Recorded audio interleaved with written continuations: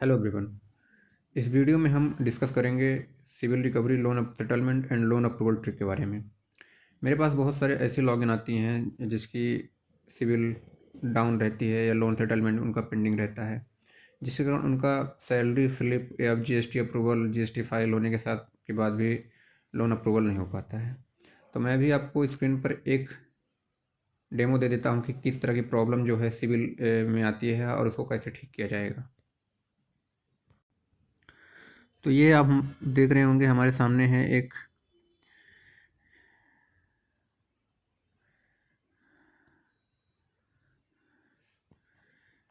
Customer की login profile जिसकी जिसकी लोन फाइल रिजेक्ट हो गई है, और यहाँ पर आप देख रहे होंगे कि लोन फाइल रिजेक्ट होने का रीज़न भी दिखा रहा है। इनकी एग्जिस्टिंग ईएमआई भी काफ़ी हद तक 53,000 तक की है, और जो कि इनकी सैलरी के लगभग 60% 70% कवर कर रही है।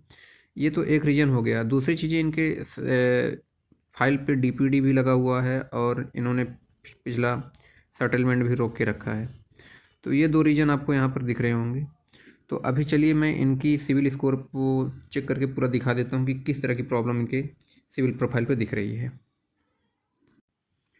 अब हम आ गए हैं इनके सिविल प्रोफाइल पे, और देखिए कि इनका जो है टोटल सैंक्शन अमाउंट जो है 66 लाख रुपीज़ है, यानी अभी तक इन्होंने 66 लाख रुपीज़ का लोन रिसीव किया है। और इनका जो करेंट में चल रहा है 21 लाख का चल रहा है, और ओवरड्यू जो इनका है 49,000 का है, 49,901 रुपीज़ का। तो यहाँ पर जो ओवरड्यू की प्रॉब्लम आपको दिख रही होगी, तो यहाँ पर डिटेल में आप देखेंगे तो कंज्यूमर अकाउंट समरी में आपको ओवरड्यू में 3 अकाउंट, यानी 3 अकाउंट इन पे इनके ओडी लगा हुआ है, और बाकी टोटल 18 अकाउंट है जिसपे ओवरड्यू इनके 3 अकाउंट पे लगा हुआ है। तो जो 3 अकाउंट पे ओवरड्यू लगा है हम उस पर अब चर्चा करेंगे।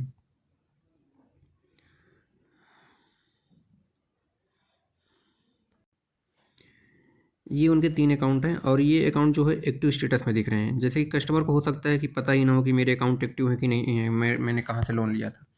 तो यहाँ पर ये स्टेटस इनकी एक्टिव दिख रही है, और इनका जो अमाउंट जो है सैंक्शन अमाउंट भी आपको दिख रहा होगा। शॉर्ट टर्म पर्सनल लोन है, और सैंक्शन अमाउंट में इन्हें 2,000 रुपये लिया था, और करंट बैलेंस इनका 2204 रुपये, यानी कि इन्होंने पैसा नहीं भरा था, जिसके कारण इनका EMI अब इन्होंने बना के दे दिया है कि 551 रुपये आप 4 मंथ में भर सकते हो, और 2204 रुपये विथ इंटरेस्ट इनका 2,000 रुपये का बन चुका है। तो अगर ये जब तक सेटलमेंट यहाँ से 2204 रुपये का सेटलमेंट, या तो OTS वन टाइम सेटलमेंट कर दें, या तो ये इसको EMI में भर दें। तो ये जब तक क्लियर नहीं करेंगे, यहाँ से आपको NOC नहीं मिलेगा, NDS नहीं होगा आपका, नो ड्यू सर्टिफिकेट नहीं मिलेगा। तो आप कहीं से भी लोन अप्रूवल अपना करवा नहीं सकते हैं, क्योंकि ये आपका ड्यू वहाँ पे दिखता रहेगा। अब दूसरा एक अकाउंट इनका है, ये भी शॉर्ट टर्म पर्सनल लोन है, 3,000 रुपये इन्होंने लिया था, और जिसका कि करंट बैलेंस 460 रुपये, यानी हाई इंटरेस्ट रेट पर इन्होंने लिया होगा।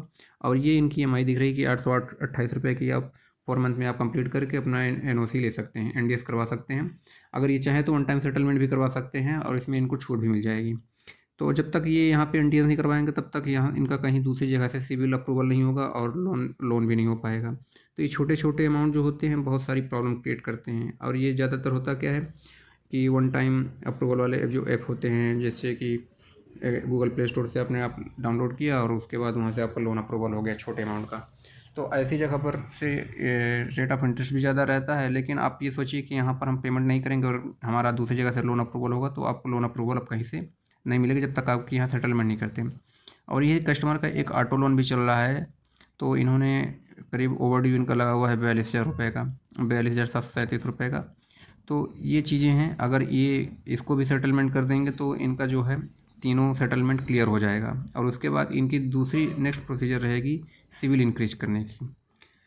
तो ये होता है मेन प्रॉब्लम, जो आपका ओवरड्यू और डीपीडी लगा होता है। डीपीडी मैं आपको बता दूं, डीपीडी भी आपके सिविल को जो हर्ट करता है, सिविल को डाउन करता है, क्योंकि अब डीपीडी का मतलब ये होता है कि अगर आपने कहीं से भी लोन ले रखा है और आपकी EMI जाना चाहिए 15 तारीख को, और आपकी EMI जा रही है मंथ के लास्ट में 30 तारीख को जा रही है, तो इस तरह से आपके जब कंटिन्यू आप ऐसे करते रहते हो, तो ये डीपीडी जो आप होता है आपके सिविल को काफ़ी हर्ट कर देता है, डाउन कर देता है।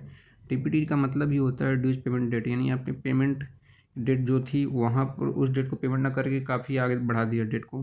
तो इस तरह से आप ना करें, सिविल को आपके काफ़ी इफ़ेक्ट करेगा वो। दोस्तों, अभी हम चर्चा कर लिए कि किस तरह से आपका सिविल जो है काफ़ी ख़राब हो जाता है, और आपके जो है सेटलमेंट आपका पेंडिंग रहता है। तो उससे इफ़ेक्ट क्या पड़ता है अकाउंट पे, ईएमआई का दबाव बना रहता है। बैंक की भी कॉल आती होगी, आप उसको इग्नोर करते हो, वो अलग बात है। आपका सिविल तो ख़राब हो ही रहा है, आपको नया लोन नहीं मिल पा रहा है। तो अब हम बात करेंगे कि आगे इसमें सॉल्यूशन इसका क्या हो सकता है। इंडिया में आज लाखों लोग, लाखों से ज़्यादा की संख्या होगी कि जिनके पास लोन, क्रेडिट कार्ड, ईएमआई और सिविल स्कोर की वजह से मेंटल स्ट्रेस में है। किसी की ईएमआई नहीं जा पा रही है, किसी का लोन ओवरड्यू में है और किसी को नया लोन चाहिए लेकिन अप्रूवल नहीं मिल पा रहा है। लेकिन सच्चाई ये है कि हमारे पास जो है सॉल्यूशन है और हम आपको उसी सॉल्यूशन के बारे में बताएंगे कि किस तरह से आप हमारे साथ मिलकर अपना लोन सेटलमेंट भी कर सकते हो और आप अपना सिविल भी इंक्रीज कर सकते हो और उसके बाद आपका लोन अप्रूवल कराने की प्रोसेस भी हम कंप्लीट करवाएंगे। तो तीनों सोल्यूशन हमारे पास हैं, सिविल रिकवरी भी है, लोन सेटलमेंट भी करवाएंगे, लोन अप्रूवल भी करवाएंगे। और ये तीनों चीज़ें आपको बैंक प्रोवाइड नहीं करता, क्योंकि बैंक का क्या रोल रहता है, बैंक अपना देखता है कि अगर कोई कस्टमर मेरे पास ऐसा है जो जिसका कि सारी चीज़ें क्लियर है, उसको लोन देना। ना कि वो सिविल रिकवरी में हेल्प करता है, ना ही लोन सेटलमेंट में। उसका रीजन है ना, लोन सेटलमेंट तो आपने अलग अलग जगह से लेके रखा है। तो बैंक ऐसा कोई मीडिएटर तो है नहीं कि अलग अलग जगह से ये काम करेगा। But TW financial age agency हम ये काम करते हैं। तो पहला सोल्यूशन जो है सिविल रिकवरी। अगर आपका सिविल 550, 600 या 650 के आसपास है तो घबराने की जरूरत नहीं है। करीब 2 से 3 महीने में हम आपकी सिविल रिकवरी करवा देंगे। और सिविल ख़राब क्यों होता है ये भी आप देख लीजिए। लेट पेमेंट, जैसे कि मैंने पहले बताया था, DPD जो आप बोलता है, ड्यू पेमेंट डेट, आपकी EMI आपको 3 तारीख जमा करना चाहिए और आप पता है कि 23 तारीख को, 25 तारीख को जमा कर रहे हो, आप अपनी सैलरी के हिसाब से मैनेज कर रहे हो, तो वो एक मेजर प्रॉब्लम हो जाता है। ओवरड्यू लोन तो आपको क्लियर हो गया होगा कि ओवरड्यू में क्या होता है कि आपने कहीं से भी लोन लिया और उसको भरा ही नहीं, आप उसको भूल गए, या फिर आपकी कोई 1-2 EMI रह गई और उसको साल भर से आपने भरा नहीं है, तो वो आपका ओवरड्यू वहाँ पे दिखता रहता है। जब तक आपको वहाँ से नो ड्यू सर्टिफिकेट नहीं मिल जाता तब तक आपकी ओवरड्यू हटेगा नहीं। रॉन्ग एंट्रीज भी होती है, कभी कभी होता क्या है कि आप के साथ आपका किसी और का मोबाइल नंबर ऐड जुड़ा हुआ है, जॉइंट अकाउंट में आपने लोन ले रखा है, जैसे कि KCC वगैरह में होता है, तो वहाँ पर भी एक प्रॉब्लम हो जाती है, रॉन्ग एंट्रीज हो जाती है। और दूसरी समस्या ये होती है कि ज़्यादा लोन इंक्वायरी अगर आप करोगे तो उससे भी सिविल डाउन होता है। तो ज़्यादा लोन इंक्वायरी तो आदमी जब लोन की रिक्वायरमेंट रहती है तभी करता है, लेकिन समस्या ये है कि अगर आपकी पहली 3 चीज़ें क्लियर नहीं है तो लोन इंक्वायरी का आपको कोई मतलब नहीं निकलेगा, क्योंकि आप लोन इंक्वायरी करते रहोगे, आपका लोन क्लियर नहीं होगा, फाइल रिजेक्टेड जाएगी। तो ये चीज़ें होती हैं। अब दूसरा सोल्यूशन जो है लोन सेटलमेंट। अगर आपकी EMI चल नहीं पा रही है और ओवरड्यू बढ़ता जा रहा है तो EMI से ज़्यादा ज़रूरी है स्ट्रेस खत्म करना। बैंक से लीगल तरीके से हम आपका अमाउंट सेटलमेंट क्लोज करवाते हैं और इससे आपका क्या होता है, ओवरड्यू खत्म होता है, रिकवरी कॉल भी आपको आना बंद हो जाती हैं, लीगल टेंशन खत्म हो जाती है और NOC मिल जाती है, जिसकी मैं अभी तक वीडियो में बात कर रहा था। NOC जो होता है, no objection certificate, NDS no due certificate. Settlement में आपको ये इसकी फिक्र बिल्कुल नहीं करनी है कि आपकी सिविल गिरेगी। सिविल का क्या होता है कि आपकी सिविल वहीं पे स्टेबल हो जाती है, और सिविल जब एक बार आपकी वहाँ पे स्टेबल हो गई तो बाद में जब सिविल रिकवरी की बात आती है वो तो वहाँ से हम आपकी सिविल ठीक करवा देंगे। तीसरा और ज़रूरी सॉल्यूशन जो हमारे साथ है वो है लोन अप्रूवल। एक बार जब आपने लोन सेटलमेंट कर दिया और सिविल रिकवरी आपने कर ली तो उसके बाद आपका लोन आसानी से अप्रूवल हो जाता है। सिविल कंट्रोल में आने के बाद पुराने लोन मैनेज हो जाते हैं, तो प्रोफाइल स्ट्रक्चर हो जाती है। उसके बाद आपको पर्सनल लोन भी मिल जाएगा, बिजनेस लोन भी मिल जाएगा, सिक्योर्ड लोन भी मिल जाएगा और बैलेंस ट्रांसफ़र भी आप BT भी करना चाहें तो कर सकते हैं। तो अप्रूवल पॉसिबल हो जाता है। तो ये तीनों सोल्यूशन हम आपको एक साथ प्रोवाइड करवाएंगे और ये इसकी 1 बाय 1 स्टेप के प्रोसेस के साथ कंप्लीट करना होता है। और इस बात का आप ध्यान रखें कि अगर आपने अपना सिविल खो दिया है, सिविल आपका डाउन हो गया है, तो आप कभी भी मत सोचें कि आपका कोई भी बैंक लोन अप्रूव कर देगा।